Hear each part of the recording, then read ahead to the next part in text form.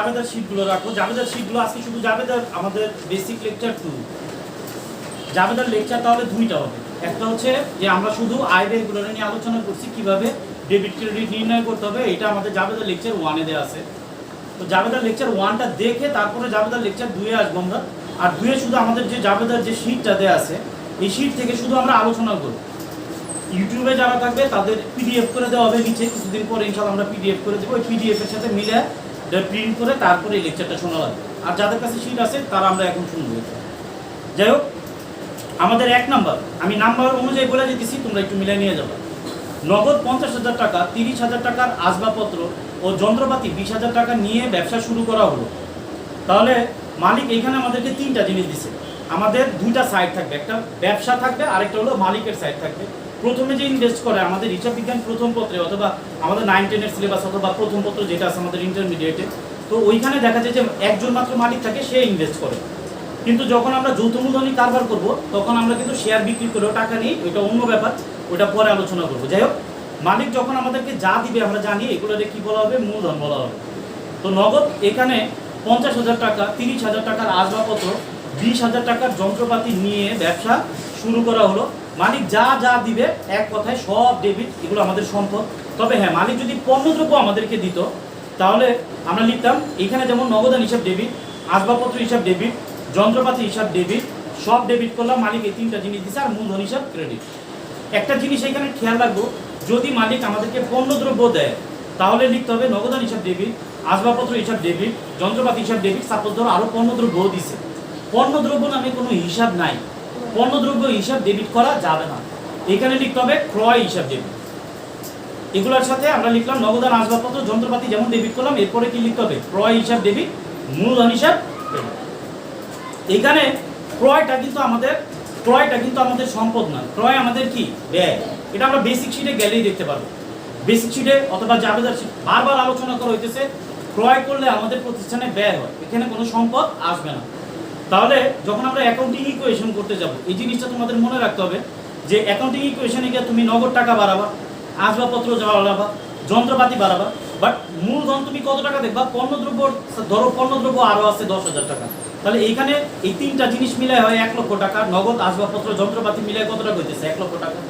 আর পণ্যদ্রব্য মিলায় কত হইতেছে, 1,10,000 টাকা। তাহলে নগদ, আসবাবপত্র, যন্ত্রপাতি অ্যাকাউন্টিং ইকুয়েশন যখন বিবরণী ছক করবো আমরা, তখন নগদ টাকা বাড়াবো, আসবাবপত্র বাড়াবো, যন্ত্রপাতি বাড়াবো, মূলধন বাড়াবো আমরা 1,10,000 টাকা। কিন্তু সম্পত্তির পাশে আছে দেখবা যে 1 লক্ষ টাকা, কিন্তু মূলধন বাড়াইলাম কত টাকা আমরা, 1,10,000। কেন? পণ্যদ্রব্যের কারণে, কারণ মালিক যে পণ্য দিছে ওইটাও আমাদের জন্য মূলধন। এক কথায় মালিক যা দেয় মূলধন। এইভাবে করে 1,10,000। আর আমরা জানি যে asset, liability and owner security কি হবে, সমান হবে। তো অ্যাসেট পাশে আছে 1 লক্ষ টাকা, এখন লাইবিলিটি অ্যান্ড ওনার্স পাশে কত টাকা আছে, 1,10,000। কেন? ওই ক্রয়ের কারণে।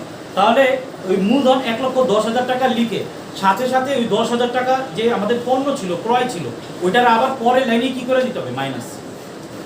নগদ টাকা, আসবাবপত্র, যন্ত্রপাতি তুমি সম্পত্তির পাশে বাড়াইলা, মূলধন বাড়াবা কত টাকা, 1,10,000 টাকা। আর ওইখান থেকে মূলধন থেকে আবার তোমার ক্রয় যেটা ব্যয় ছিল 10,000 টাকা, ওইটাতে কি করতে হবে, মাইনাস।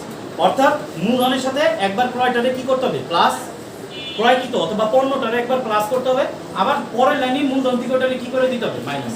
এটা ইম্পর্টেন্ট একটা জিনিস বলে গেলাম, এটা একটু মাথায় রাখবা। যাই হোক, 2 নাম্বারটা ভেরি ভেরি ইম্পর্টেন্ট একটা জাবেদা। নগদ 50,000 টাকা, আমি কোশ্চেনটাও করতেছি, তো এই কোশ্চেনটা শুনেও লেকচারটা শোনা যাবে যে নগদ 50,000 টাকা, 30,000 টাকার আসবাবপত্র, যন্ত্রপাতি, 20,000 টাকা ও 15,000 টাকা ঋণ নিয়ে ব্যবসা শুরু করলো। তাহলে এইখানে ঋণ নেওয়া হয়েছে, আবার মালিকও টাকা দিছে। আমরা জানি মালিক যা যা দিছে তাকে কি বলা হবে, মূলধন। আর ঋণের টাকাটা আলাদা, অন্য কোনো জায়গা থেকে যদি আমরা টাকা নিই ওইটার আবার কি বলা হয়, ঋণ বলা হয়। তাহলে নগদের ঘরে আমরা নগদান হিসাব ডেবিট, আমরা শীটের মধ্যে দেখবো নগদান হিসাব ডেবিট করা হয়েছে 65,000 টাকা। এখানে মালিক আমাদেরকে নগদ দিছে কত টাকা, 50,000 টাকা। আর আমরা ঋণ নিচ্ছি কত টাকা, 15,000 টাকা। তাহলে টোটাল কত টাকা হচ্ছে, 65,000 টাকা। তাহলে একটা হিসাবের মধ্যে, একটা জাবেদার ভেতরে 2 বার নগদান হিসাবকে ডেবিট করা যাবে না। একটা হিসাবের ভেতরে 2 বার নগদান হিসাবকে ডেবিট করা যাবে না। এর জন্য নগদান হিসাব ডেবিট একটা করতে হবে। মালিক কত টাকা দিচ্ছেন, 50,000 টাকা। আর ঋণ নিচ্ছি আমরা কত টাকা, 15,000 টাকা। তাহলে নগদান হিসাব ডেবিট হবে কত টাকা, 65,000 টাকা। নগদান হিসাব ডেবিট 65,000 টাকা। এরপরে যা যা আছে আমাদের আসবাবপত্র হিসাব ডেবিট, যন্ত্রপাতি হিসাব ডেবিট, যা যা ডেবিট করা লাগে সব ডেবিট করলাম, কিন্তু নগদের সাথে ঋণের টাকাটারে প্লাস করতে হবে, এটা যেন মনে থাকে। ঋণ যদি আমরা নেই তাহলেও আমাদের নগদ টাকা বাড়বে, এর জন্য নগদ টাকার সাথে আমাদের মালিক যে টাকাটা দিছে ওইটার সাথে আমরা ঋণের টাকাটা কি করব, প্লাস। তাহলে নগদান হিসাব ডেবিট 65,000, আসবাবপত্র হিসাব ডেবিট 30,000, যন্ত্রপাতি হিসাব ডেবিট 20,000। এইবার আর ডেবিট করার কিছু নেই, ঋণ যে আমরা আলাদাভাবে ক্রেডিট করব। মালিক টাকা দিছে, মূলধনে তো ক্রেডিট করতে হবে, সাথে যদি আমরা ঋণও নেই তাহলে ঋণ নেও কি করতে হবে, ক্রেডিট করব। 15,000 টাকা দায় বৃদ্ধি পাবে, আর মূলধন মালিকানা সত্ত্ব বৃদ্ধি পাবে। টোটাল কত টাকা, 1 লক্ষ টাকা। এই জাবেদাটা খুব সেন্সিটিভ জাবেদা, আমরা খুব সাবধানের সাথে এটা দেখব। আর যদি তারপরেও কারো কোনো সমস্যা থাকে তাহলে আমরা এই ভিডিওটা বারবার দেখে নিব। নগদের পণ্য ক্রয় 10,000 টাকা, এগুলো নিয়ে আমাদের ব্যাপক আলোচনা করা হয়েছে। যে কোনো ব্যয়, ক্রয়টা একটা ব্যয়, এটা যেন মাথার ভেতরে থাকে। ক্রয় আমাদের ব্যয়। অনেক কিছুদিন আগে আমার আরেক স্টুডেন্ট কোশ্চেন করতেছে, ভাইয়া আমি মেসেঞ্জারে দেখলাম যে কোশ্চেন করছে যে ভাইয়া ক্রয় কি আমাদের ব্যয়। এটা বারবার আলোচনা করা হইতেছে যে পণ্য ক্রয় আমাদের প্রত্যক্ষ ব্যয়। প্রথম ব্যয়ের নাম প্রারম্ভিক মজুত পণ্য, দ্বিতীয় ব্যয়ের নামই প্রত্যক্ষ ব্যয় ক্রয়। যার জন্য কেয়ারফুলি, ক্রয় আমাদের ব্যয়, আর ব্যয় বাড়লে কি হবে, ডেবিট হবে। ক্রয় নগদে ক্রয় করা হয়েছে, ক্রয় হিসাব ডেবিট টু, নগদান হিসাব ক্রেডিট। এরপরে বলা হয়েছে ধারে ক্রয় করা হয়েছে। এগুলো নিয়ে আমাদের বেসিক জাবেদার লেকচার 1-এ ক্লিয়ারভাবে আলোচনা করা আছে, ডিটেলস বোর্ড আমাদের একদম বোর্ডে করা আছে। যদি এরপরেও কারো কোনো সমস্যা থাকে তাহলে লেকচার 1 থেকে শুনে আসতে হবে। ধারে পণ্য ক্রয়, ক্রয় হিসাব ডেবিট টু, পাওনাদার হিসাব ক্রেডিট। এরপরে বলছে বিলের মাধ্যমে পণ্য ক্রয়, ক্রয় হিসাব ডেবিট টু, প্রদেয় বিল হিসাব ক্রেডিট। এরপরে আছে হচ্ছে পণ্য ক্রয় করা হয়েছে 20,000 টাকা। আমরা কয়েকভাবে পেমেন্ট দেখবো। আমরা দেখলাম নগদে যখন আমরা কিনতেছিলাম তখন নগদ টাকা যাচ্ছে, যখন চেকে কিনতেছিলাম তখন কই থেকে টাকা যাচ্ছে, ব্যাংক থেকে টাকা যাইতেছে। যখন ধারে ক্রয় করতেছিলাম তখন পাওনাদার তৈরি হইতেছে, আর যখন বিলের মাধ্যমে ক্রয় করতেছি তখন কি আসতেছে, প্রদেয় বিল। মানে পেমেন্ট সিস্টেমটা কি, ক্রয় আমাদের ব্যয়, ক্রয় ডেবিটই থাকবে। নগদ টাকা দিলে নগদান হিসাব ক্রেডিট, চেকে দিলে ব্যাংক হিসাব ক্রেডিট, ধারে ক্রয় হলে পাওনাদার হিসাব ক্রেডিট, আর বিলের মাধ্যমে ক্রয় হলে প্রদেয় বিল হিসাব ক্রেডিট। এখন তুমি 20,000 টাকার পণ্য ক্রয় করে তুমি নগদও কিছু টাকা দিলা, চেকেও কিছু টাকা দিলা, আবার কিছু টাকা ধারে রইল, তাহলে ক্রয় ডেবিট হবে কত টাকা, 20,000। ক্রয় 20,000 টাকায় করছি আমরা, ক্রয় 20,000 টাকায় ডেবিট হবে। নগদ টাকা কমবে 40%, 20,000 টাকার 40% হয় 8,000 টাকা। চেকে আমরা ক্রয় করছি 30% বলতেছে, পার্সেন্ট দিয়ে নিবা।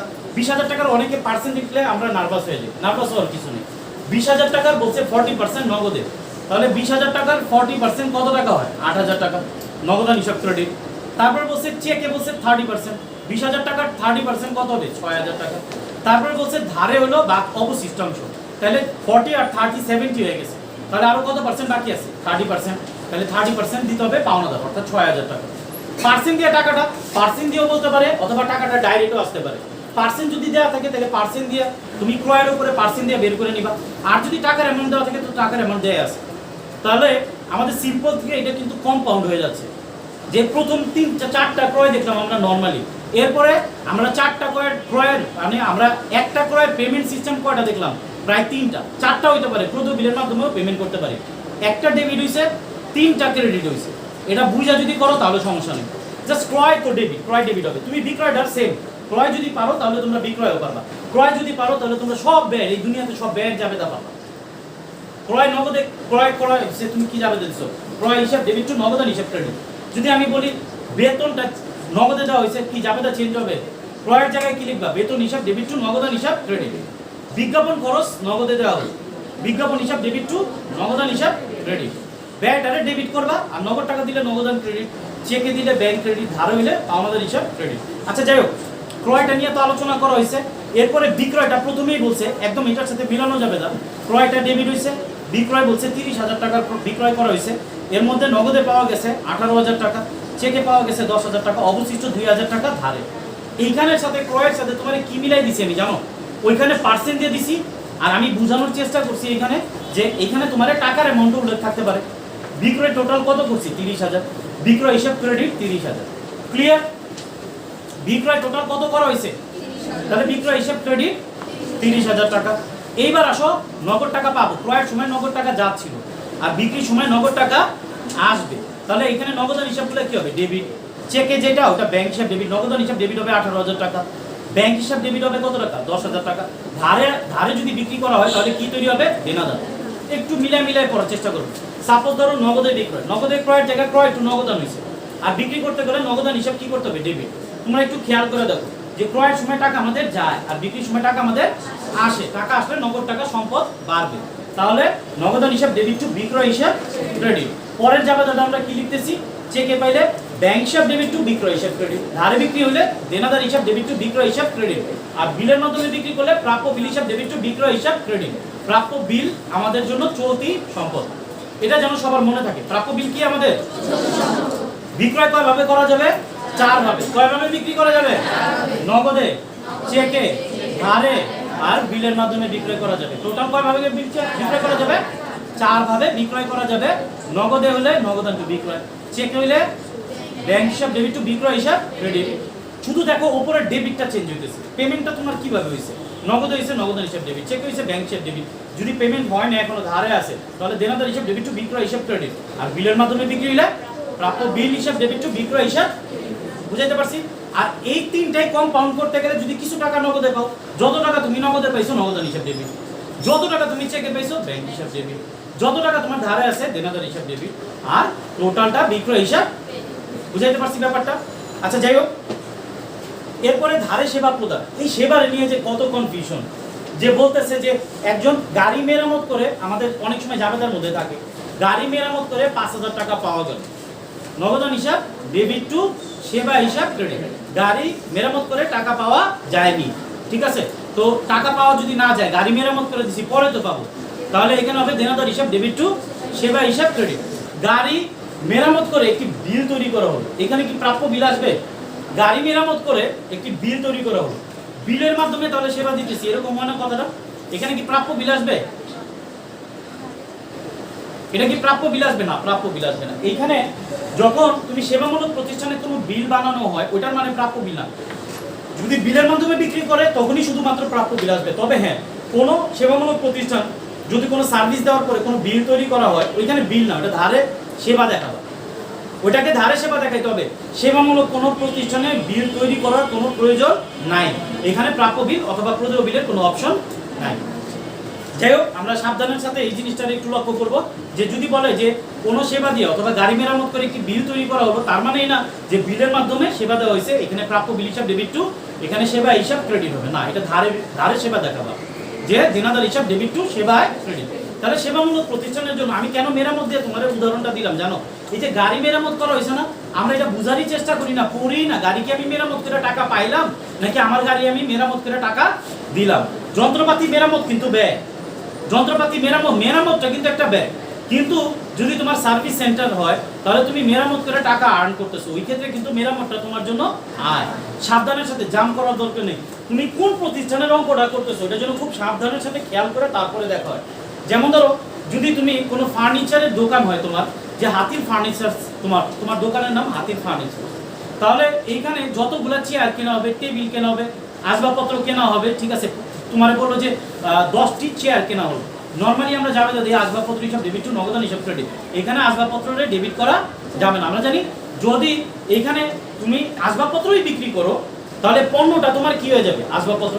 হাতির ফার্নিচার মানে কি, ফার্নিচার বিক্রি করো তুমি, তাহলে এইখানে যত তুমি ফার্নিচার কিনবা ওগুলো তুমি পণ্য ক্রয় করতেছো, যত ফার্নিচার তুমি বিক্রি করবা ওইটা তুমি পণ্য বিক্রয় করতেছো। হ্যাঁ, হাতির ফার্নিচারও তাদের কিছু অ্যাসেট থাকে, তাদেরও টেবিল থাকে, তাদেরও চেয়ার থাকে, ওগুলো তারা ব্যবহারের জন্য ইউজ করে, ব্যবহারের জন্য তারা রাখে ওইটা, সেই ক্ষেত্রে ওইটা বইলা দিবে হাতির ফার্নিচার ব্যবসায় ব্যবহারের জন্য একটি টেবিল ক্রয় করলো, তখন তুমি দিবা আসবাবপত্র হিসাব ডেবিট টু নগদান হিসাব ক্রেডিট, কারণ হাতির ফার্নিচার এটা ব্যবসায় কি করবে, ব্যবহার করবে, বিক্রি করবে না। তবে হ্যাঁ, যদি হাতির ফার্নিচারের দোকান হয়, যদি কোনো স্থায়ী সম্পদ, আসবাবপত্র, যন্ত্রপাতি, আসবাবপত্র অথবা কোনো চেয়ার টেবিল খাট আলমারি এই টাইপের কিছু কেনা হয়, বিক্রি করা হয়, তখন আসবাবপত্র হিসাবকে ডেবিট অথবা আসবাবপত্র বিক্রয় করা হলে আসবাবপত্র হিসাবকে ক্রেডিট করা যাবে না, ক্রয় হিসাবকে ডেবিট করতে হবে। কারণ এই হাতির ফার্নিচারের চেয়ার টেবিল খাট আলমারি কি স্থায়ী সম্পদ না পণ্য? পণ্য, কারণ হচ্ছে হাতির ফার্নিচার এগুলোই বিক্রি করে। এটা খুব সাবধানের সাথে, অর্থাৎ ওপরে যখনই তুমি যাবেদা করবা অবশ্যই এদিকটা দেখে নিবে এটা কিসের দোকান, কিসের কাজ করতেছে, কিসের ব্যবসা চলতেছে। যাই হোক, ধারে সেবা দেওয়া হয়েছে, সেবামূলক প্রতিষ্ঠানের যাবে এই দুইটা হবে, নগদান হিসাব ডেবিট টু সেবায় ক্রেডিট অর দেনাদার হিসাব ডেবিট টু সেবায় ক্রেডিট। একজন উকিল তার মক্কেলকে আইনি সেবা প্রদানের জন্য 5,000 টাকা প্রদান করলো। একজন মক্কেল তার আইনি সেবা প্রদান করছি আমরা, এর জন্য সে আমাদেরকে 5,000 টাকা দিচ্ছে। সেম যাবে তবে ওই যে মক্কেল দেখছো, আইনি সেবা দেখছে, এটা দেখে কনফিউজ হওয়ার কিছু নাই, নগদান হিসাব ডেবিট টু সেবায় ক্রেডিট। একজন মক্কেলকে আইনি সেবা প্রদান করা হলো কিন্তু সে এখনো টাকা পরিশোধ করে নাই, দেনাদার হিসাব ডেবিট টু সেবায়। জাস্ট তোমার সেবামূলক প্রতিষ্ঠানের জন্য যাবে দেয় দুইটা, নগদান হিসাব ডেবিট টু সেবায় ক্রেডিট আর একটা দেনাদার হিসাব ডেবিট টু সেবায় ক্রেডিট। ভেরি ভেরি ইম্পর্টেন্ট, দুইটা যাবে যেতেছে এই দুইটা। ঠান্ডা মাথায় দেখো, নগদে বিক্রয় আলোচনা করবো না খুব বেশি। নগদান হিসাব ডেবিট টু বিক্রয় হিসাব ক্রেডিট তোমরা পাশে ডেফিনেশনগুলো দেওয়া আছে, তোমাদের যে এক্সামের কথা বলা আছে এক্সামে এইভাবে চলে লিখতে হবে। নগদান হিসাব ডেবিট, সম্পদ বৃদ্ধি পাচ্ছে। নগদান হিসাব কেন ডেবিট হয়েছে সুন্দরভাবে দেওয়া আছে এখানে, খালি শিখলে হবে না। নগদান হিসাব ডেবিট তুমি জাবেদা বলে দিলা হয়ে গেল, জাবেদা কারেক্ট মার্কস পাইলা হবে না। নগদান হিসাব কেন ডেবিট হয়েছে? নগদ টাকা আমাদের সম্পদ, আর আমরা জানি সম্পদ বৃদ্ধি পাইলে ডেবিট হয়, আর বিক্রয় আমাদের আয়, আয় বৃদ্ধি পাইলে ক্রেডিট হয়। সুন্দরভাবে ডেফিনেশনগুলো দেওয়া আছে, তোমরা একটু দেখে নিবা। পণ্য বিক্রয় করলো, একই জাবেদা কেন দুইবার দিলাম? তোমার যদি বলো নগদে পণ্য বিক্রয় করা হলো, যে জাবেদা হবে পণ্য বিক্রয় করা হলো, যদি এখানে কোনো ব্যক্তি বা প্রতিষ্ঠানের নাম উল্লেখ করা না থাকে সেই ক্ষেত্রে এটা নগদে লেনদেন হবে। তবে হ্যাঁ, এখানে অনেকে মনে করে কি ভাইয়া এখানে পণ্য বিক্রয় করা হলো দেখে মনে করে যে ভাই এটা পণ্য বিক্রি করা হয়েছে তো এর জন্য ধারে না। এখানে কোনো ব্যক্তি বা প্রতিষ্ঠানের নাম উল্লেখ করা নেই অথবা ধারে কথা উল্লেখ করা নাই, এটা অবশ্যই লেনদেনটা নগদে হচ্ছে, এটা একটু মাথায় রাখবো। তাহলে ক্রয় আর বিক্রয়ের ক্ষেত্রে যখন কোনো ব্যক্তি বা প্রতিষ্ঠানের নাম দেওয়া থাকবে সেই ক্ষেত্রে ধারে হবে। আর পণ্য ধারে বিক্রি করা হলো, পণ্য ধারে ক্রয় করা হলো, তখন তো বলেই দিল ধারে। বাকিতে পণ্য বিক্রয়, বাকিতে পণ্য ক্রয়, তাহলে তো বলাই আছে ভাই বাকিতে পণ্য বিক্রয়, ওটা তো বোঝানোর কিছু নাই, কারণ ওইখানে যদি বইলেই দেয় তোমার বাকিতে, ওইটা আর কি বোঝাবো। তবে অনেক সময় কোন সময় তুমি বুঝবা, কিছু কিছু সময় তোমার বলা থাকবে না। এখন বলছে পণ্য বিক্রি করা হলো, এই পণ্যটা যে বিক্রি করা হয়েছে এটা অবশ্যই নগদে বিক্রি করা হয়েছে। তোমার শর্ত হইলো ক্রয় আর বিক্রয়ের সময় ধার হইতে হলে অবশ্যই কোনো ব্যক্তি বা প্রতিষ্ঠানের নাম উল্লেখ করা থাকতে হবে, মনে থাকবে এটা। নাম যদি উল্লেখ করা না থাকে আর ধারে কথা যদি উল্লেখ করা না থাকে এটা অবশ্যই নগদে লেনদেন বুঝতে হবে। ধরো কিছু বলে নেই, পণ্য বিক্রি করা হলো, চেকে বিক্রি করা হয়েছে নাকি নগদে বিক্রি করা হয়েছে না ধারে বিক্রি করা হয়েছে, কিভাবে বুঝবা তুমি? শোনো, দুনিয়াতে সব লেনদেন কোনো কিছু যদি না বলা থাকে তাহলে নগদে লেনদেন হইতেছে। চেকে হইলেও বইলা দিতে হবে, ধারে হইলেও বইলা দিতে হবে, অথবা কোনো ব্যক্তি বা প্রতিষ্ঠানের নাম উল্লেখ করা থাকতে হবে। তবে হ্যাঁ, বললো রহিমের নিকট নগদে পণ্য বিক্রয়, খেয়াল করবা কথাগুলো, কিছু আছে কমন সেন্সের ব্যাপার। রহিমের নিকট নগদে পণ্য বিক্রয়, রহিমের নাম দিছি আমি, আবার বলছি কি রহিমের নিকট নগদে পণ্য বিক্রয়, নগদ কথা উল্লেখ করে দিছি না? তাহলে তুমি কিভাবে বলবে এটা ধারে? নগদে যেহেতু বলা আছে তাহলে এটা নগদে। এখন তুমি বলবা ভাই আপনি তো শিখাইছিলেন যে যদি কারো নাম দেওয়া থাকে তাহলে এটা ধারে লেনদেন হবে। তো তোমার যে কোশ্চেনের ভিতরে বইলা দিল রহিমের নিকট হতে কিভাবে বিক্রি করা হয়েছে, নগদে বিক্রি করা হয়েছে, তাহলে এটা নগদে বিক্রি। বলা থাকলে তো ভাই সমস্যা নেই। আমি বলছি যদি না বলা থাকে, নগদ কথা উল্লেখ করা না থাকে, সেই ক্ষেত্রে যদি নাম থাকে তাহলে এটা ধারে লেনদেন হবে। আর যদি নাম উল্লেখ করা আছে বা নগদ কথা অথবা চেকের কথা উল্লেখ আছে তাহলে নগদ হইলে নগদে দিবা, চেক হইলে চেকে দিবা। এই যে মাঝখানে কিছু কথা আমি বলে গেলাম, কথাগুলো খুব ইম্পর্টেন্ট, এগুলো কিন্তু আস্তে আস্তে ঘোলাবে, যার জন্য সাবধানে শুনবো। বিলের মাধ্যমে বিক্রয় দেখাইছি, বিলের মাধ্যমে বিক্রয়, যে প্রাপ্য বিল আমাদের সম্পদ, আর্থিক বিবরণীতে একটা কমন আইটেম প্রাপ্য বিল, প্রদেয় বিল। প্রাপ্য বিল আমাদের চলতি সম্পদ, প্রদেয় বিল আমাদের চলতি দায়। প্রাপ্য বিলের জন্ম কোথায় হয় এখান থেকে শিখে যাও। প্রাপ্য বিলের জন্মটা কিভাবে হয়? বিলের মাধ্যমে বিক্রি করলে কি তৈরি হবে? প্রাপ্য বিল। তাহলে জাবেদাটা হচ্ছে প্রাপ্য বিল হিসাব ডেবিট টু বিক্রয় হিসাব ক্রেডিট। চেকের মাধ্যমে বিক্রয়, ব্যাংক হিসাব ডেবিট টু বিক্রয় হিসাব ক্রেডিট।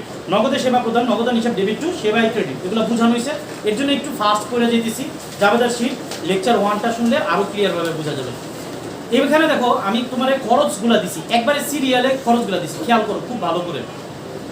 আমরা যদি বেসিক শীট থেকে পড়ে আসতে পারি যে কোনগুলো আমাদের ব্যয়, যেমন বিজ্ঞাপন খরচ, তোমার উদাহরণ দিছি আমি, নগদে দেওয়া হলো, নগদ বিজ্ঞাপন হিসাব ডেবিট টু নগদান হিসাব ক্রেডিট। আমি বিজ্ঞাপনের জায়গায় পরে যাবে তাহলে কি লিখছি? ভাড়া। বিজ্ঞাপন দিছো তুমি নগদে, কেন বিজ্ঞাপনটা চেকে দেওয়া যাবে না, ব্যাংকের মাধ্যমে দেওয়া যাবে না? টাকা আমরা দুইভাবে দিতে পারি, নগদ টাকাও দিতে পারি, আবার ব্যাংকের মাধ্যমেও আমরা পেমেন্ট করতে পারি। তাহলে পরেরটা ভাড়া চেকে দেওয়া হলো, জাবেদাটা কি হচ্ছে? ভাড়া হিসাব ডেবিট টু ব্যাংক হিসাব ক্রেডিট। আবার দেখো আরেকটা খরচ দিয়ে আমি বকেয়ার জাবেদা দেখেছি, 3টা ব্যয়ের জাবেদা সেম। তুমি যদি বিজ্ঞাপনটা নগদে দাও, বিজ্ঞাপন হিসাব ডেবিট টু নগদান ক্রেডিট। বিজ্ঞাপন তুমি চেকে দিলা, বিজ্ঞাপন হিসাব ডেবিট টু ব্যাংক হিসাব ক্রেডিট। বিজ্ঞাপন তোমার বকেয়া আছে, তাহলে বিজ্ঞাপন হিসাব ডেবিট টু বকেয়া, বিজ্ঞাপন হিসাব। বুঝাইতে পারছি? তো আমি 3টা ব্যয় দিয়ে এটার উদাহরণ দিছি। একটা ব্যয়ের নাম হলো বিজ্ঞাপন, আরেকটা ব্যয়ের নাম হচ্ছে ভাড়া, আরেকটা ব্যয়ের নাম কি দিছি? বেতন। 3টা ব্যয় দিয়ে, এখন দুনিয়ার যত ব্যয় আছে তুমি এই 3টা ব্যয় দিয়ে করতে পারবা। নগদে দিলে নগদান হিসাব ক্রেডিট করো, চেকে দিলে ব্যাংক হিসাব ক্রেডিট করো, আর যদি বেতন বকেয়া আছে যেরকম ভাবে লেখা আছে, যদি এরকম লেখা থাকে তাহলে বেতন হিসাব ডেবিট টু বকেয়া, বেতন হিসাব ক্রেডিট। তারপরে দেখো এই 3টা ব্যয় দেখালাম, তাহলে আয়ের যাবে ধরো কয়টা হবে? 3টা। তুমি খরচ যদি 3 ভাবে করতে পারো আয়টাও 3 ভাবে হবে। তাহলে প্রথমে আমরা নগদ টাকা দিছিলাম, এরপর আমরা চেক দিছি, এরপরে হলো আমাদের বকেয়া ছিল। একইভাবে 3টা আয় আনছি আমি। আয়গুলো বেসিক শিট থেকে মুখস্থ করে আসতে হবে। যেমন প্রথম আয়ের নাম দিছি আমরা বিনিয়োগের সুদ, নগদে পাওয়া গেল। জাবেদাটা কি দিলাম, এখানে নগদ টাকা তুমি পাচ্ছ, বিজ্ঞাপন যেমন তুমি দিছিলা, আর এখানে তুমি বিনিয়োগের সুদে তুমি নগদ টাকা পাচ্ছ। নগদান হিসাব ডেবিট টু বিনিয়োগের সুদ হিসাব ক্রেডিট। ওইখানে নগদান হিসাব ক্রেডিট হইছে, এখানে নগদান হিসাব ডেবিট হলো। ওইখানে কেন নগদান হিসাব ক্রেডিট হইছে, ওইখানে নগদ টাকা কমতেছিল আর এখানে নগদ টাকা আসতেছে। বুঝাইতে পারছি আমি? নগদান হিসাব ডেবিট টু বিনিয়োগের সুদ হিসাব ক্রেডিট। পরেরটা হচ্ছে আমাদের, আচ্ছা এরপরেরটা বকেয়া বেতন পরিশোধ করা হয়েছে, এগুলো একটু চেঞ্জ করা দরকার, সিরিয়াল বাই থাকলে সুবিধা হতো। তারপর একটা 20 নম্বরটা আগে বলি আমরা, উপভাড়া চেকের মাধ্যমে পাওয়া গেছে। একটা দেখলাম বিনিয়োগের সুদ আমরা নগদে আদায় হয়েছে, নগদান হিসাব ডেবিট টু বিনিয়োগের সুদ হিসাব ক্রেডিট। পরেরটা উপভাড়া চেকের মাধ্যমে পাওয়া গেল। তাহলে উপভাড়া পাওয়া গেছে আর তোমার বিনিয়োগের সুদ পাওয়া গেছে একই কথা। তাহলে বিনিয়োগের সুদের সাথে উপভাড়ার পার্থক্যটা কোন জায়গায় জানো? কারণ হচ্ছে বিনিয়োগের সুদটা হচ্ছে নগদ পাওয়া গেছে আর উপভাড়াটা পাওয়া যাচ্ছে চেকের মাধ্যমে। ওইখানে লিখছিলাম আমরা নগদান হিসাব ডেবিট, এখানে লিখবো ব্যাংক হিসাব ডেবিট, ব্যাংক হিসাব ডেবিট টু উপভাড়া হিসাব। তারপরে বলছি শিক্ষানবী সালামি এখনো পাওয়া যায়নি। ওই যে 3টা ব্যয়ের জাবেদা ছিল, এখানে 3টা আয়ের জাবেদা। ওইখানে ছিল বেতন বকেয়া আর এখানে দেখাইছি আমরা শিক্ষানবী সালামি আমাদের আয়। এটা বেসিক শিট 1 থেকে যাই না আসতে হবে, বেসিক শিট লেকচার 1 থেকে আমাদের। তাহলে শিক্ষানবী সালামি এখনো পাওয়া যায়নি। তাহলে ওইখানে বকেয়াটা কি, বকেয়া বেতনটা কি ছিল ক্রেডিট, আর এখানে বকেয়া শিক্ষানবী সালামি যে কি করতেছি ডেবিট। ওইখানে বকেয়া খরচ ছিল আর আমরা জানি বকেয়া খরচ আমাদের জন্য দায়, আর দায় বৃদ্ধি পাইলে কি হয় ক্রেডিট। আর এখানে বকেয়া আয় আমাদের জন্য কি সম্পদ, এজন্য বকেয়া শিক্ষানবী সালামি হিসাব ডেবিট টু শিক্ষানবী সালামি ক্রেডিট। তুমি দেখো একটু লক্ষ্য করে, যদি তুমি ব্যয়ের জাবেদা পারো তাহলে তুমি অটোমেটিক আয়ের জাবেদা পারবা। একটা জায়গায় লক্ষ্য করে দেখো, একটা জায়গায় বকেয়াটা কি হইতেছে ক্রেডিট, আরেকটা জায়গায় বকেয়াটা কি হইতেছে ডেবিট। ওইখানে বকেয়া খরচ আমাদের জন্য দায়, ওটা ক্রেডিট হইতেছে, আর এইখানে বকেয়া আয়, আর বকেয়া আয় আমাদের জন্য সম্পদ। তাহলে বকেয়াটা আমাদের সম্পদ হইতে পারে, বকেয়াটা আমাদের দায় হইতে পারে, খুব সাবধানের সাথে। আর এইখানে আমি একটা জাবেদা জাম্প করছি তোমাদের, ওটা হলো বেতন, বকেয়া বেতন পরিশোধ। যে কোনো দায়, এটা তুমি পাওনাদারকে টাকা দাও, যে কোনো দায়, যে কোনো দায় সেম জাবেদা হবে। যেমন পাওনাদারকে টাকা দেওয়া হলো, পাওনাদার হিসাব ডেবিট টু নগদান হিসাব ক্রেডিট। পাওনাদার দায় কমবে আর এদিকে নগদ টাকা কমবে। এখন বলতেছে বকেয়া বেতন পরিশোধ। বকেয়া বেতনও আমাদের দায় ছিল, দায়টা পরিশোধ করলে দায় কি হয়ে যাবে, ডেবিট হয়ে যাবে। ওইখানে পাওনাদার ডেবিট হয়েছে, এখানে কি হবে বকেয়া বেতন হিসাব ডেবিট টু নগদান হিসাব। ঋণ পরিশোধ করো, দেখো যাবে কোনো চেঞ্জ আছে নাকি। ঋণ হিসাব ডেবিট টু নগদান হিসাব ক্রেডিট। যে কোনো দায় যদি পরিশোধ করা হয় দায় কমে, আর দায় কমলে কি হবে ডেবিট হবে। খেয়াল করো জাবেদা কিন্তু এত বড় না, তুমি দায় পরিশোধ জানো যে দায় পরিশোধ করলে কি হয় ডেবিট হয়, বাস এতটুকু জানলে হয়। দায় পরিশোধ করলে কি হয়, তাহলে বকেয়া বেতন হিসাব ডেবিট টু নগদান ক্রেডিট। পাওনাদারকে টাকা দিলে পাওনাদার হিসাব ডেবিট টু নগদান হিসাব ক্রেডিট। ঋণ যদি পরিশোধ করা হয় ঋণ হিসাব ডেবিট টু নগদান হিসাব। নগদের জায়গায় যদি চেকে দাও তাহলে চেক ব্যাংক হিসাব ক্রেডিট হবে। যাই হোক, এই জাবেদাটা আমি একটু জাম্প করছি, একটু দেখাই দিয়ে গেলাম। এরপরে সামনে বাড়তেছি, বকেয়া শিক্ষানবী সালামি আদায়। ওইখানে বলছি বকেয়া বেতন পরিশোধ, আর এখন কি বললাম বকেয়া শিক্ষানবী সালামি আদায়। টাকা পাচ্ছ না দিচ্ছ একটু খেয়াল করলে হয়ে যায়। তাহলে এখানে আমরা টাকা পাচ্ছি, বিনিয়োগের সুদ আদায় হচ্ছে, তাহলে নগদ টাকা পারবে নগদান হিসাব ডেবিট টু বকেয়া শিক্ষানবী সালামি ক্রেডিট। এখানে শিক্ষানবী সালামি লিখলে কাইটা দিবে, কি লিখতে হবে বকেয়া শিক্ষানবী সালামি, মানে যেটা বকেয়া আগে ডেবিট করছিলাম, সম্পদ বাড়াইছিলাম, বকেয়া আমাদের সম্পদ দেখাইছি, ওই বকেয়া শিক্ষানবী সালামি কি করে দিলাম ক্রেডিট করে দিলাম। আর নগদ টাকা বাড়তেছে, নগদান হিসাবে কি করলাম ডেবিট করলাম। যন্ত্রপাতি নগদে ক্রয় করলো, এই যে এই জাবেদাগুলো দিয়ে আমি তোমার কি বুঝাইছি, খেয়াল করো কি বলতেছি। এইখানে আমি তোমার বুঝাইছি ভাই স্থায়ী সম্পদ ক্রয় করা হলে ক্রয় হিসাবকে ডেবিট করা যাবে না, ক্রয় হিসাব আসবেই না।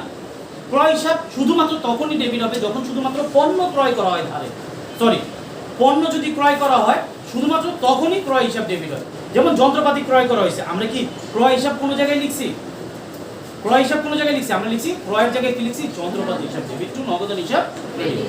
আর যন্ত্রপাতি আমরা ব্যবহারের জন্য কিনি, আর যন্ত্রপাতি আমাদের স্থায়ী সম্পদ। একইভাবে খাতা কলম পেন্সিল ক্রয় করলো ক্রয় হিসাব লেখা যাবে না, কারণ খাতা কলম পেন্সিলও আমরা কি করি ব্যবহার করি। সেই ক্ষেত্রে কি লিখতে হবে মনিয়ার হিসাব ডেবিট টু নগদান হিসাব ক্রেডিট। চা বিস্কুট কোকা কোলা ক্রয় করা হলো, আপ্যায়ন হিসাব ডেবিট টু নগদান হিসাব ক্রেডিট। এখানে ক্রয় হিসাব আসবেই না। আমি এই জাবেদাটা অনেকেরই করতে দেখি যে সে জাবেদার মধ্যে থেকে খোঁজার চেষ্টা করে এখানে দুইটা অপশন কি আছে, সে লিখে ক্রয় হিসাব ডেবিট যন্ত্রপাতি হিসাব ক্রেডিট। এক একজন খুঁজা বের করে, আবার লেখে ক্রয় হিসাব ডেবিট যন্ত্রপাতি ক্রেডিট, যন্ত্রপাতি হিসাব ডেবিট ক্রয় হিসাব ক্রেডিট। না, এখানে তুমি কি কিনছো যন্ত্রপাতি, টাকা আসছে না গেছে ওইদিকে একটু ফোকাস করবা। এখানে ক্রয় হিসাব আসবেই না। স্থায়ী সম্পদ ক্রয় করা হলে মনে রাখতে হবে স্থায়ী সম্পদের নামটাই ডেবিট করতে হবে। যন্ত্রপাতি হিসাব ডেবিট টু নগদান হিসাব ক্রেডিট।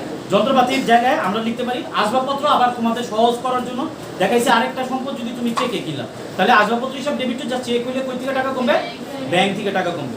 আসবাবপত্র হিসাব ডেবিট টু, ব্যাংক হিসাব ক্রেডিট। আবার আরেকটা সম্পদ দেখাইছি ধারে যদি ক্রয় করা হয়, এইটাও আমি তোমার একদম সিকোয়েন্সে রাখছি। যেমন আমি ব্যয় দেখাইছি নগদে দিছো, ব্যয় দেখাইছি চেকে দিছো, আরেকটা ব্যয় দেখাইছি বকে আছে, তারপরে আয় দেখাইছি নগদে পাইছো, তারপরে দেখাইছি চেকে পাইছো, তারপরে দেখছি আয়টা বকে আছে।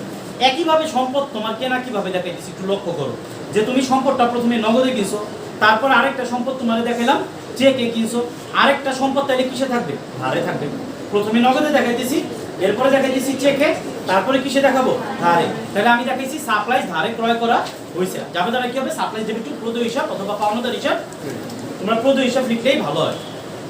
এরপরে যাবে দ্বারা ভেরি ভেরি ইম্পর্টেন্ট, খুব সাবধানের সাথে যাবে দ্বারা আমরা শুনবো।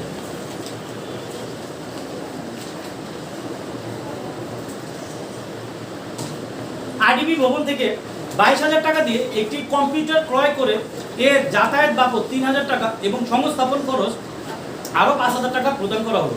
এটা দিয়ে আমি কি বোঝানোর চেষ্টা করছি জানো, একটা স্থায়ী সম্পদ কেনার পরে ওইটার পিছনে যত টাকা খরচ হবে এগুলো বলে আনুষঙ্গিক খরচ। যে একটা স্থায়ী সম্পদ আমরা 22,000 টাকা দিয়ে কিনছি, আমাদের সংস্থাপন খরচ আছে হচ্ছে 5,000 টাকা, আর যাতায়াত খরচ অর্থাৎ পরিবহন খরচ আছে 3,000 টাকা। কেউ যদি তোমার জিজ্ঞাসা করে যে তোমার অফিস ইকুইপমেন্ট অর্থাৎ যন্ত্রপাতির কম্পিউটারের মূল্যটা কত, তুমি কাউকে 22,000 টাকা বলতে পারবে না, এটা নিয়ম না। স্থায়ী সম্পদ কেনার পরে ওইটার পিছনে তোমার যত টাকা খরচ হবে ওইটা ধরে তারপরে স্থায়ীদের সম্পদের নামটা নির্ণয় করতে হবে, দামটা। তাহলে এখানে আমাদের যে কম্পিউটারটা কেনা হয়েছে ওই কম্পিউটারের দাম তুমি হিসাব করে দেখো 22,000, আর যাতায়াত খরচ আছে 3,000, 25,000, আর সংস্থাপন খরচ আছে 5,000। তাহলে কেউ যদি জিজ্ঞাসা করে যে তোমার যন্ত্রপাতির ভ্যালু কত টাকা, তুমি কত টাকা বলবা, 30,000 টাকা। অফিস সরঞ্জাম হিসাব ডেবিট টু নগদান হিসাব ক্রেডিট কত টাকা দিতে হবে, 30,000 টাকা। এটা আমাদের যখন আমরা মূলধন মুনাফা জাতীয় আয় ব্যয় করতে যাবো এটা আমাদের কাজে লাগবে, আমরা র্যামিল করতে যাবো এটা আমাদের কাজে লাগবে, জাবেদা করতে যাবো এটা আমাদের কাজে লাগবে। জানতে হবে আনুষঙ্গিক খরচ যেটা আছে ওটাই স্থায়ী সম্পদ কেনার সময় কি করে দিতে হবে, প্লাস করে দিতে হবে। ভেরি ভেরি ইম্পর্টেন্ট কথা, আর এটা কিন্তু তোমরা ভুলবা, 100% ভুলবা। তোমাদের এসএসসির সিলেবাস যারা এসএসসিতে আসো তাদের দেখবা যে 4 নম্বর অধ্যায়ে এরকম থাকে যে একটা যন্ত্রপাতি কেনা হয়েছে কত টাকা দিয়ে, মেবি 1,60,000 না কত দিয়ে কেনা হয়েছে, ওটার পিছনে গাড়ি ভাড়া দেওয়া আছে, সংস্থাপন খরচ দেওয়া আছে, তারপরে বলে যে যন্ত্রপাতির ক্রয় মূল্য নির্ণয় করো। তাহলে যন্ত্রপাতির ক্রয় মূল্য যদি তোমরা এই জায়গাটা মনে রাখতে পারো তাহলে তোমার মাথার ভিতরে তখন ঘুরতে থাকবে যে আমার যন্ত্রপাতি, আমি যন্ত্রপাতিটা কিনছি 1,60,000 টাকা দিয়ে, গাড়ি ভাড়া দিচ্ছি এত, সংস্থাপন খরচ কত, তাহলে তিনটারে আমি কি করে দিব, যোগ করে দিব, তাহলে ওইটাই হবে যন্ত্রপাতির ক্রয় মূল্য। বুঝাইতে পারছি ব্যাপারটা? যাই হোক, এইখানে আলাদাভাবে দেখানো যাবে না, আর এখানে কম্পিউটার লেখা যাবে না। কম্পিউটারকে অফিস সরঞ্জাম বলা হয়, এটা আমাদের বেসিক শিট 1 থেকে দেখে আসতে হবে।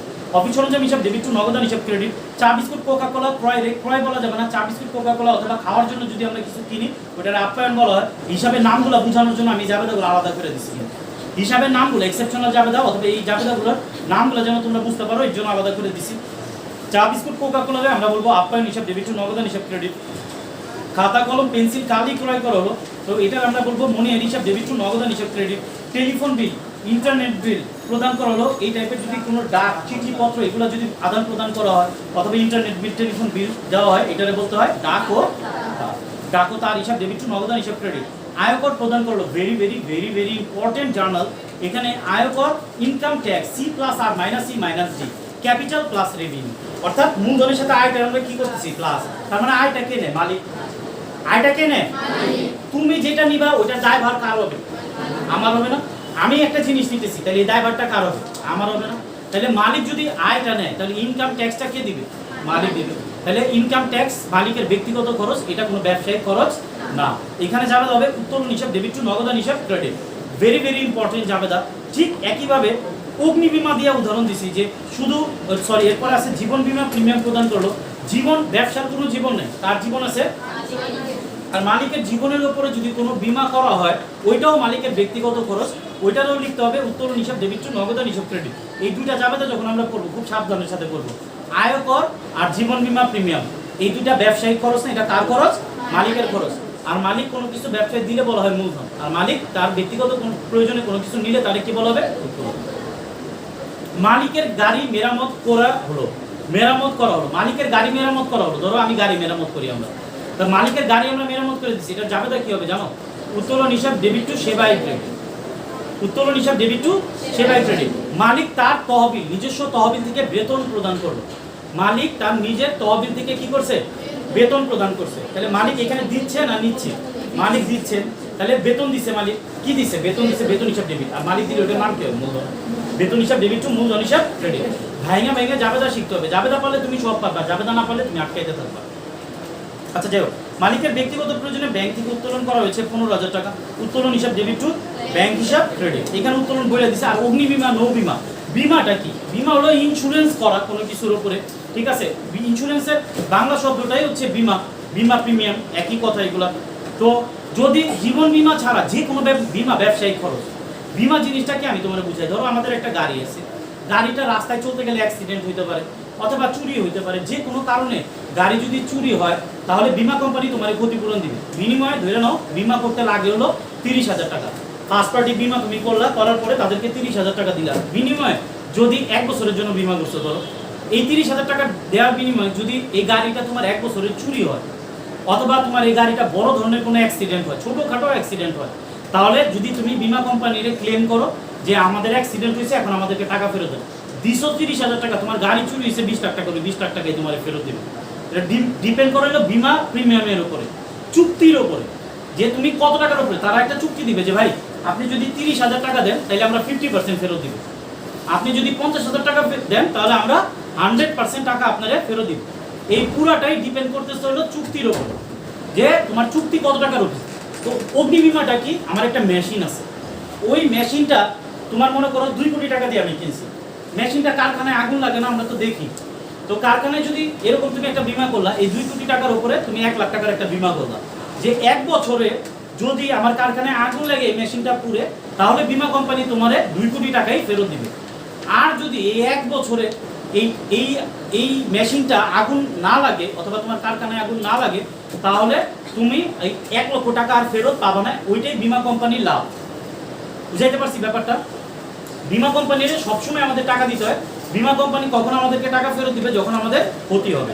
আমরা একটু সাবধানের সাথে, অগ্নি বিমা থাকতে পারে, নৌ বিমা থাকতে পারে, সবই ব্যবসায়িক খরচ। অগ্নি বিমা ডেবিট টু নগদান ক্রেডিট, নৌ বিমা হিসাব ডেবিট টু নগদান হিসাব ক্রেডিট। শুধু জীবন বিমা মালিকের ব্যক্তিগত খরচ, জীবন বিমা দেওয়া হলে ওইখানে জীবন বিমা লেখা যাবে না, জাস্ট মনে রাখতে হবে উত্তোলন হিসাব ডেবিট টু নগদান হিসাব ক্রেডিট। যাই হোক, বিমা নিয়ে কিন্তু আমি অনেক আলোচনা করলাম, এই জায়গাটা একটু পজ করে দেখবা, ঠিক আছে? বারবার ভিডিও তো বারবার টেনে টেনে দেখতে পারবা, বুঝা তারপরে দেখবা। মালিকের ব্যক্তিগত প্রয়োজনে ব্যাংক থেকে উত্তোলন করা হয়েছে 15,000 টাকা, এটা তো বললামই, উত্তোলন হিসাব ডেবিট টু ব্যাংক হিসাব ক্রেডিট। আচ্ছা যাই হোক, রূপালী ব্যাংক থেকে ঋণ নেওয়া হলো, তুমি রূপালী ব্যাংকের থেকে কি নিছো, ঋণ নিছো, তা কি পাবা, নগদ টাকা পাবা। নগদান হিসাব ডেবিট টু ব্যাংক ঋণ হিসাব ক্রেডিট। একদিকে সম্পদ বাড়বে, আরেকদিকে দায় বাড়বে। তোমরা সবসময় ডান পাশে যে এক্সপ্লেনেশনগুলো আছে এটা খুব সাবধানের সাথে পড়তে থাকবা, জাবেদা পারাটা ইম্পর্টেন্ট কিছু না, মুখস্থ করে আসাটা। এখানে কেন ডেবিট হইতেছে, কেন ক্রেডিট হইতেছে, দায় বাড়তেছে, দায় কমতেছে, এই জিনিসটা বোঝাটা খুব ইম্পর্টেন্ট। রহমানকে 45,000 টাকা ঋণ প্রদান করা হলো, রহমানের ঋণ হিসাব ডেবিট টু নগদান হিসাব ক্রেডিট।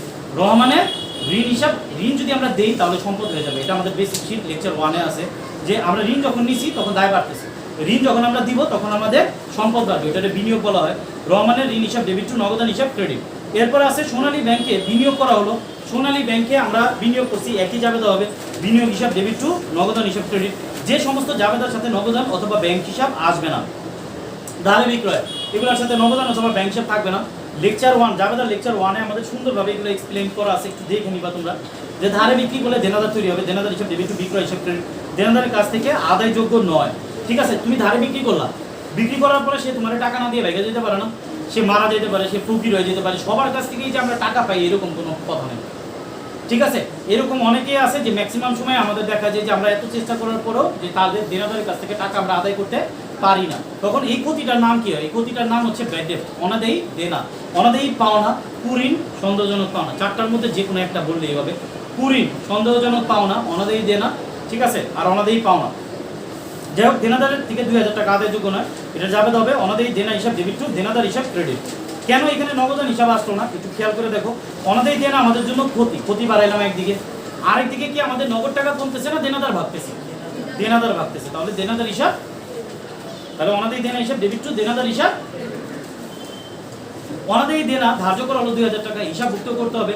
একজন দেনাদার দেউলিয়া হয়, তার নিকট হতে 2,000 টাকা পাওনা আর আদায় করা যাবে না। অনেকভাবে কোশ্চেন আসতে পারে যে দেনাদারে 2000 টাকা পাওয়া যাবে না, একজন দেনাদার 2000 টাকা আদায়যোগ্য নয়, একজন দেনাদার দেউলিয়া হয়ে গেছে, যে কোনো কারণে দেনাদার যদি টাকা না দিতে পারে সেম যাবে হবে অনাদায়ী পাওনা হিসাব ডেবিট টু দেনাদার হিসাব ক্রেডিট। এটা হলো দেনাদার টাকা না দিয়ে ভাবতেছে। আরেকটা হলো যদি তুমি ছাড় দাও, তুমি যদি ছাড় দাও ওইটার আর অনাদায়ী পাওনা বলা যাবে না, এটা বলা হবে বার্তা ডিসকাউন্ট। তুমি যদি কাউরে ছাড় দাও তাহলে এটাও তোমার ক্ষতি হবে, তাহলে এখানে তুমি যাবে লিখবা অনাদায়ী প্রদত্ত বার্তা হিসাব ডেবিট টু দেনাদার হিসাব ক্রেডিট। তাহলে আমরা মনে রাখবো যে দেনাদার 2 টাকা আপনি কমতে পারে, ক্ষতি হতে পারে দেনাদারের কাছ থেকে 2 টাকা। এক যদি দেনাদার আমাদেরকে টাকা না দেয় সেই ক্ষেত্রে আমরা লিখবো অনাদায়ী পাওনা হিসাব ডেবিট টু দেনাদার ক্রেডিট, কুড়ি হিসাব ডেবিট টু দেনাদার ক্রেডিট, সন্দেহজনক পাওনা হিসাব ডেবিট টু দেনাদার ক্রেডিট, যে কোনো একটা কথা লিখলে হবে, কোনো সমস্যা নেই। আর যদি আমরা দেনাদারকে ছাড় দিই সেই ক্ষেত্রে যাবে হবে প্রদত্ত বার্তা হিসাব ডেবিট টু দেনাদার হিসাব ক্রেডিট। বিক্রয়কৃত মাল ফেরত পাওয়া গেল, তাহলে এটা বিক্রয় ফেরতের যাবে, তাহলে ধারে বিক্রয়ের জাস্ট উল্টাই দিলেই হয়। ঠিক আছে, দেনাদার ডেবিট টু বিক্রয় ছিল ক্রেডিট, তাহলে এখানে যাওয়াটা দিয়ে দিব দেনাদারের জায়গায় বিক্রয় ফেরত হিসাব দেবে। বিক্রয় তো লিখবো না, লিখবো বিক্রয় ফেরত হিসাব ডেবিট টু দেনাদার হিসাব ক্রেডিট। বিক্রয় ফেরতের আরেকটা নাম আছে আন্তঃফেরত। ভেরি ভেরি ইম্পর্টেন্ট কথা মনে রাখতে হবে, আন্তঃফেরত মানে হচ্ছে বিক্রয় ফেরত, আর আন্তঃপরিবহন মানে ক্রয় পরিবহন। যখনই এই ফেরতের ব্যাপারটা আসে আমি অবশ্যই এটা নিয়ে অনেকক্ষণ আলোচনা করি যে আন্তঃফেরত মানে হচ্ছে বিক্রয় ফেরত, আন্তঃপরিবহন মানে ক্রয় পরিবহন। বহি পরিবহন মানে বিক্রয় পরিবহন, আবার বহি ফেরত মানে কিন্তু ক্রয় ফেরত। এটা একটু বুঝে বারবার শুনে শুনে একটু একটু করে মনে রাখতে হবে, এটাই ভুল হবে কিন্তু। যাই হোক, ছিলাম বিক্রয়কৃত পণ্য ফেরত আসলো, তাহলে এইখানে আমরা লিখবো হচ্ছে বিক্রয় ফেরত হিসাব ডেবিট টু দেনাদার হিসাব ক্রেডিট। ধারে পণ্য ক্রয় যাবে তা কি হবে ক্রয় হিসাব ডেবিট টু পাওনাদার হিসাব ক্রেডিট। এবার বিক্রয়ের আইটেম কয়টা দিলাম আমরা, বিক্রয় করে আমরা দেখালাম অনাদায়ী পাওনা, বিক্রয় করে আমরা কি দেখালাম বার্তা প্রদান করা হলো, বিক্রয় করে আমরা দেখালাম বিক্রিত মাল ফেরত আসলো। এরকম করে আমরা 3টা জামাতে দেখালাম। এবার আমরা ধারে ক্রয় করবো, ধারে ক্রয় করলে আবার স্টোরি শুরু হবে। ক্রয় হিসাব ডেবিট টু পাওনাদার হিসাব ক্রেডিট। ক্রয়কৃত মাল ফেরত আসলো, ফেরত দেওয়া হলো। ক্রয় করলে পণ্য আমরা ফেরত দেই, আর বিক্রি করলে পণ্য আমাদের ফেরত আসে। সবসময় বলে দিবে না যে ক্রয়কৃত পণ্য ফেরত আসলো, ফেরত দেওয়া হলো, বলবে যে পণ্য ফেরত দেওয়া হলো, তোমার বুঝে নিতে হবে এটা ক্রয় ফেরত। পণ্য ফেরত আসলো, তোমার বুঝে নিতে হবে এটা বিক্রয় ফেরত। যাই হোক, একইভাবে ক্রয় ফেরতে যাবে হবে, ঠিক দেখো ধারে ক্রয়টা উল্টাই দিলে হয়। পাওনাদার হিসাব ডেবিট টু ক্রয়ের জায়গায় ক্রয় ফেরত হিসাব ক্রেডিট। আর ক্রয় ফেরতের আরেকটা নাম কি দিতে পারি আমরা, বহি ফেরত। ক্রয় ফেরতের আরেকটা নাম কি, মনে থাকে জানি। যাই হোক, সামনে বাড়তেছে, আর একটু বাকি আছে আমাদের জাবেদার শীটটা। বার্তা পাওয়া গেল, এই যে আমরা দেখাইছি যে ধারে বিক্রির সাথে আমাদের প্রদত্ত বার্তার সম্পর্ক, বার্তা দেওয়া হয়।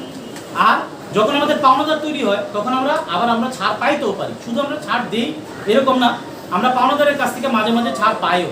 ছাড় পাইলে আমাদের আয় হবে, আর আয় বৃদ্ধি পাইলে ক্রেডিট হয়, আর পাওনাদার আমাদের কমবে। যদি আমরা ছাড় পাই, ধরো আমরা পাওনাদার আমাদের কাছ থেকে 20,000 টাকা পাই, এখন পাওনাদার আমাদেরকে বললো যে 2,000 টাকা ভাই আমাদেরকে কম দিন, এদিকে আমাদের লাভ হবে না লস হবে, লাভ হবে। ঠিক আছে, তাহলে প্রাপ্ত বার্তা ক্রেডিট হবে। আর কি কমবে, আমার পকেট থেকে টাকা কমবে না পাওনাদার কমবে, দায় কমলে ডেবিট। পাওনাদার হিসাব ডেবিট টু প্রাপ্ত বার্তা হিসাব ক্রেডিট। এই প্রদত্ত বার্তা প্রাপ্ত বার্তা জাবেদা যেন ভুল না হয়। আমি একটু আলোচনা করে দিয়ে যাই তোমাদেরকে, বার্তা নিয়ে একটু 2টা অক্ষর বলে দিয়ে যাই। যাদের নগদান বই আছে তাদের জন্য ভেরি ভেরি ইম্পর্টেন্ট কথা। জাবেদা তোমার বার্তা 2 ধরনের হবে। বার্তা কয় ধরনের হবে, একটাতে বলা হয় কারবারি বার্তা, প্রথমটাতে কি বলা হবে, আর দ্বিতীয়টাতে বলা হবে নগদ বার্তা। আরেকবার বলি শোনো, একটা হচ্ছে কারবারি বার্তা, আরেকটা হচ্ছে নগদ বার্তা। বলো তো আমার সাথে, একটা কারবারি বার্তা, আরেকটা নগদ বার্তা। আচ্ছা ঠিক আছে, তাহলে কারবারি বার্তা জিনিসটা কি, তুমি কিনতে গেলা, এখন মার্কেটে এখন কিনতে গেলা, এখন বিক্রি করতে গেলা, তুমি দামাদামি শুরু করে দিছো যে ভাই আমি জুতো 1000 টাকা দিব না 800 টাকা দিব, 200 টাকা কম দিব। এইটারে বলা হয় কারবারি বার্তা। দোকানদার তোমাকে ছাড় দিচ্ছে আর তুমি ছাড় পাচ্ছ, মানে পণ্য ক্রয় অথবা বিক্রির সময় সাথে সাথে যে ছাড় পাওয়া যায় ওটারে কি বলা হয় কারবারি বার্তা। নগদ বার্তা কি, আজকে তুমি কিনে নিয়ে আসছো তোমার পরিচিত দোকান, তবে ধারে কিনছো, 1000 টাকা তুমি দিয়ে আসো নাই, তুমি পরের দিন যখন টাকা দিতে গেলা তখন বলো কি যে আপা আপনি 200 টাকা আমারে কম দিন, অথবা তুমি বলো ভাই আমি 200 টাকা আজকে কম দিব, 1000 টাকা তো আমি পুরো দিব না, এইটারে বলা হয় নগদ বার্তা। আবার শুনো, ক্রয় আর বিক্রয় ইনস্ট্যান্ট, সাথে সাথে ক্রয় আর বিক্রি করার সাথে সাথে যদি আমরা ছাড় পাই, এটা নগদেও হইতে পারে, এটা ধারেও হইতে পারে। সাথে সাথে যদি ক্রয় বিক্রয়ের আমরা ছাড় পাই, এটা হচ্ছে কারবারি বার্তা। আর যদি পরে দেনাদারের কাছ থেকে টাকা পাওয়ার সময় অথবা পাওনাদারকে টাকা দেওয়ার সময় যদি আমরা কোনো ছাড় পাই অথবা ছাড় দেই, তাহলে ওইটার নাম হবে নগদ বার্তা। এই বার্তাটা আমাদের জন্য মনে থাকে, বার্তাটা কোন কোন জায়গাটায় বলে গেলাম, এই জায়গাটা একটু দেখে বারবার। কারণ হচ্ছে কি, দেখো নগদান বইতে তোমরা যারা, তোমাদের তো সিলেবাসে নগদান বই তোমাদেরও নাই মনে হয়, দেখ আমি এখনো পাইনি, যেহেতু 2টা সিলেবাসে অলরেডি নগদান বই নাই। যারা ক্যান্ডিডেট এবং নিউটেন যারা আছে 2022 সালের পরীক্ষার্থী যারা আছে তাদেরও নগদান বই নেই। এটা নগদান বইতে খুব ভেরি ভেরি ইম্পর্টেন্ট একটা আইটেম, যে তোমার কারবারি বাট্টার থেকে ঠিকই ক্রয় থেকে বাদ দেওয়া যায়, কিন্তু বাট্টার ঘরে এটা দেখানো যাবে না। কারবারি বাট্টাটা কিন্তু বাট্টা হিসাব ডেবিট করা যায় না, কিন্তু নগদ বাট্টাটা বাট্টা হিসাব ডেবিট করা যাবে। অর্থাৎ কারবারি বাট্টা ক্রয় থেকে মাইনাস হবে, কিন্তু বাট্টার ঘরে 3 ঘরে নগদান বইতে বাট্টার ঘরে টাকা বসে না। আবার নগদ বাট্টা বাদও দিতে হবে, বাট্টার ঘরে টাকাটা বসাইতে হবে। সো এটা জানা খুব ইম্পর্টেন্ট, কোন বাট্টাটা বাট্টার ঘরে বসে, কোন বাট্টাটা বাট্টার ঘরে বসবে না। কারবারি বাট্টা, ক্রয় বিক্রয় বাট্টা, এইটা বাট্টার ঘরে বসবে না 3 ঘরে নগদান বইতে। আর যদি নগদ বাট্টা হয়, কাউকে টাকা দেওয়া অথবা কারো থেকে টাকা পাওয়ার সময় কোনো ছাড় হয়, ওই টাকাটা বাদও দিতে হবে, আবার বাট্টার ঘরেও বসে। যাই হোক, এগুলো নিয়ে আমরা পরে আলোচনা করব। বাট্টা আসছিল বলে গেলাম। মালিক ব্যবসা 30,000 টাকার আসবাবপত্র দিল। মালিক আসবাবপত্র দিছে, আসবাবপত্র হিসাব ডেবিট টু মূলধন হিসাব ক্রেডিট। বিনামূল্যে পণ্য বিতরণ, বিজ্ঞাপন হিসাব ডেবিট টু ক্রয় হিসাব ক্রেডিট। নমুনা স্বরূপ পণ্য বিতরণ, বিনামূল্যে পণ্য বিতরণ। ফ্রিতে দেখবা যে স্কুলের সামনে মাঝে মাঝে এসে ম্যাগি নুডলস বিলায়, তারপরে সানসিল্ক শ্যাম্পু বিলায়। ওগুলো কেন বিলায়? যে আমরা যদি একটা ব্র্যান্ডে অভ্যস্ত হয়ে যাই, যেমন ধরো আমি সানসিল্ক শ্যাম্পু ব্যবহার করি, আমি কিন্তু ঘুরে ফিরে বারবার সানসিল্কই আনি। আমি কি কোনো সময় রিস্ক নিব না, কিন্তু চুল নিয়ে রিস্ক নিব, অথবা অভ্যাস হয়ে যায় মানুষের, সত্য কথা বলতে যেটা। সাবান অথবা মনে করো কোনো নুডলস যদি হয়, বিশেষ করে শ্যাম্পু টাইপের আইটেম, অথবা আমরা শরীরে যে জিনিসগুলো সেন্সিটিভ ব্যবহার করি, আমাদের কাছে মনে হয় এটা আমাদের কাছে শুরু হয়ে গেছে। তো আমরা দেখলাম কি, আমাদেরকে স্কুলের সামনে এসে 5টা শ্যাম্পু দিয়ে গেল। তা আমরা তো 5টা শ্যাম্পু নিয়ে তো আর বাসায় নিয়ে ফেরা দিব না, ফ্রি পাইছি কি করবো? এটা খারাপ হোক আর ভালো হোক, মাথায় কি মাখবো না? মাথায় মাখার পরে দেখলাম কি এটা সানসিল্কের থেকেও ভালো, তখন আমরা টাকা দিয়ে কিনে ইউজ করবো। বুঝাইতে পারছি ব্যাপারটা? তো এরকম করে ফ্রিতে কেন তারা পণ্য দিতে আসে জানো? এটাও ওয়ান কাইন্ডস অফ অ্যাডভার্টাইজমেন্ট, বিজ্ঞাপন। ঠিক আছে, তাহলে বিজ্ঞাপন হিসাব ডেবিট। আমরা কি টাকা দিচ্ছি না পণ্য দিচ্ছি? তাহলে ক্রয় হিসাব ক্রেডিট, বিজ্ঞাপন হিসাব ডেবিট টু ক্রয় হিসাব ক্রেডিট। একটু খেয়াল করবো, মালিক কর্তৃক পণ্য উত্তোলন। এখানে আবার মালিক পণ্য নিয়ে গেছে, তো মালিক কোনো কিছু নিলে ওইটারে কি বলি? উত্তোলন হিসাব ডেবিট। উত্তোলন হিসাব ডেবিট কি নিছে? পণ্য। পণ্য যখনই কমবে তখন ক্রয় হিসাবে কি করতে হবে? ক্রেডিট করতে হবে। তো এরপরে আমরা একটু এই জায়গাটা নিয়ে আমি অ্যাকাউন্টিং ইকুয়েশন তোমাদেরকে একটু বলে দিই। বিনামূল্যে পণ্য বিতরণ একটু খেয়াল করবো আমরা সবাই। বিবরণী ছক যখন আমরা করবো, বিজ্ঞাপন হিসাব ডেবিট টু ক্রয় হিসাব ক্রেডিট। আমরা জানি বিজ্ঞাপন আমাদের ব্যয় হইলে মূলধন থেকে কি করতে হবে? মাইনাস করলাম। আবার ক্রয়ও আমাদের ব্যয়, কিন্তু ক্রয়টা এখানে কি হয়েছে? ক্রেডিট হয়েছে। ব্যয় ক্রেডিট হওয়া মানে কি? ব্যয় কমা না বাড়া? কমা। আর ব্যয় কমলে আয় বাড়ে। আবার ক্রয়ের মূলধনের সাথে কি করতে হবে? প্লাস। অর্থাৎ বিজ্ঞাপন আমাদের মূলধন থেকে একবার মাইনাস, আবার ক্রয় ক্রেডিট হয়েছে, এর জন্য আবার এটা মূলধনের সাথে কি করতে হবে? ওই মূলধনের সাথে 2বার বসবে। আবার দেখো পরে যাবে দাদা, উত্তোলন হিসাব ডেবিট টু ক্রয় হিসাব ক্রেডিট। আমরা জানি বিবরণী ছক অথবা অ্যাকাউন্টিং ইকুয়েশনে উত্তোলনের মূলধন থেকে কি করতে হয়? মাইনাস। মূলধনের সাথে কি কি প্লাস হয়? মূলধনের সাথে শুধু আয় প্লাস হয়, অতিরিক্ত মূলধন প্লাস হবে। ঠিক আছে, যাই হোক আরো মূলধনের সূত্র আছে, ওটা বললাম না। সি প্লাস আর মাইনাস সি মাইনাস ডি, আমি এটুকুর মধ্যেই থাকতেছি। মূলধনের সাথে আয়ের কি করতে হবে? প্লাস। ব্যয় আর উত্তোলনে কি করতে হবে? মাইনাস। তার মানে উত্তোলনে কি করতে হবে? মাইনাস। আবার ক্রয় হিসাব ক্রেডিটও মানে কি? ব্যয় কম, আর ব্যয় কমলে কি হবে? আয় বাড়বে। মূলধনের সাথে 2বার হবে, একবার উত্তোলন, এখানে মূলধন থেকে কি করতে হবে? মাইনাস। আবার ক্রয় ক্রেডিট আছে, এটা আবার মূলধনের সাথে কি করতে হবে? বিবরণী ছক করার সময় মনোযোগ সহকারে। বিনিয়োগের সুদ আমাদের আছে, এটা আমরা আয়ের যাবে দেয় দেখে আসছি। বিনিয়োগের সুদ বকেয়া আয় দেখাইছিলাম আমি তখন, যাবে একটু পিছনে গেলে দেখবা শিক্ষানবী সাল আমি বকেয়া দেখাইছিলাম তখন। এখানে বিনিয়োগের সুদ বকেয়া দেখাইছি, একই কথা।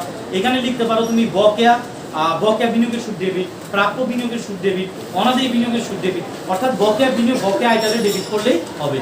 বকেয়া বিনিয়োগের সুদ হিসাব ডেবিট টু বিনিয়োগের সুদ হিসাব। আচ্ছা, মালিক কর্তৃক বিক্রয় মূল্যে পণ্য উত্তোলন। মালিক কর্তৃক পণ্য উত্তোলন, মালিক সবসময় ব্যবসায় সবসময় ক্রয় মূল্যেই পণ্য নেয়, এর জন্য বলে না কখনো মালিক কর্তৃক বলে পণ্য উত্তোলন। ক্রয় মূল্যে না বিক্রয় মূল্যে বলা থাকে না, কারণ মালিক সবসময় কেনা দামে নেয়। তোমার দোকানে তোমার একটা জিনিস দরকার, ধরো আমার একটা লাইব্রেরির দোকান আছে, আমি একটা কলম 80 টাকায় বিক্রি করি, যে কলমটা আমার 50 টাকায় কেনা। কত টাকায় কেনা? যখন আমি ওই কলমটা নিব, আমি কি 80 টাকা দাম ধরে নিব না 50 টাকা দাম ধরে নিব? 50 টাকা দাম ধরে নিব। মালিক সবসময় ক্রয় মূল্যেই পণ্য উত্তোলন করে। তবে হ্যাঁ, যদি উল্লেখ করা থাকে মালিক কর্তৃক বিক্রয় মূল্যে পণ্য উত্তোলন, যেমন এই কোশ্চেনটা দেওয়া আছে, সেই ক্ষেত্রে যাবে তবে উত্তোলন হিসাব ডেবিট টু বিক্রয় হিসাব ক্রেডিট। এটা মনে রাখতে হবে, উত্তোলন মূলধন থেকে মাইনাস হবে আর বিক্রয় আয় বাড়বে, তাহলে এটা মূলধনের সাথে কি করতে হবে? প্লাস। মুনাফা বিন বিক্রয়, যদি আমরা লাভ ছাড়া কোনো পণ্য বিক্রি করি সেই ক্ষেত্রে যাবে তবে বিক্রয় হিসাব ডেবিট টু ক্রয় হিসাব ক্রেডিট। এটা ইন্টারমিডিয়েটে অথবা যখন তোমরা 10-এ যাবো 10 নম্বর অধ্যায়ে যখন বিবরণী ছকটা তোমরা করবা, very very very very important item, যে বিনা লাভে পণ্য বিক্রয়, বিনা মুনাফায় পণ্য বিক্রয়, এটা যাবে তবে বিক্রয় হিসাব ডেবিট টু ক্রয় হিসাব। মালিক কর্তৃক প্রদত্ত বেতন, মালিক যদি কোনো বেতন দেয় সেই ক্ষেত্রে যাবে তবে বেতন হিসাব ডেবিট টু মূলধন হিসাব ক্রেডিট। এই আইটেমটা প্রায়ই দেখা যায় এখন। মালিক যদি কোনো বেতন দেয় তার যদি ব্যক্তিগত তহবিল থেকে বেতন প্রদান করে, তার বেতন দিচ্ছে মালিক, বেতন ব্যয় বাড়বে আমাদের প্রতিষ্ঠানে বেতন হিসাব ডেবিট টু কি লিখতে হবে, মূলধন হিসাব ক্রেডিট। মালিক দিলে ওটার মূলধন বলা লাগবে। যাই হোক, আরও কিছু জাবেদা, বিক্রয় ফেরতের জাবেদা দেখতেছি আমরা, একটু বুঝে নিবা তোমরা। বিক্রয় ফেরতের আরেকটা নাম হচ্ছে আন্তঃফেরত, ক্রয় ফেরতের আরেকটা নাম বই ফেরত। এগুলো সুন্দরভাবে দেওয়া আছে। যে কোনো সম্পদের ওপরে অবচয় ধার্য করালে, অবচয় জাবেদাটা আমরা একটু সাবধানের সাথে শুনে নিব। অবচয় জাবেদা এই দুনিয়াতে একটা, সম্পদ তো স্থায়ী সম্পদ অনেক আছে, কিন্তু স্থায়ী সম্পদ ব্যবহারের ফলে যে ক্ষতি হয়, ওই ক্ষতির নাম অদৃশ্যমান ক্ষতি। এই ক্ষতির নাম হচ্ছে অবচয়। আর অবচয়ের জাবেদা একটাই হয়, অবচয় হিসাব ডেবিট টু পুঁজিভূত অবচয় credit. Depreciation expense debit two accumulated depreciation credit.